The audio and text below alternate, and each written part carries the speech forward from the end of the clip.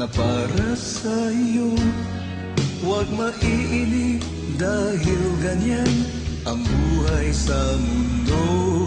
Huwag mawawalan ng pag-asa, darating din ang ligaya. Ang isipin mo'y may bukas pa na mayroong saya. Kabiguan, hindi hadlang upang tumakas ka. Huwag kang iiwas pang nabibigo, dapat na lumaban ka.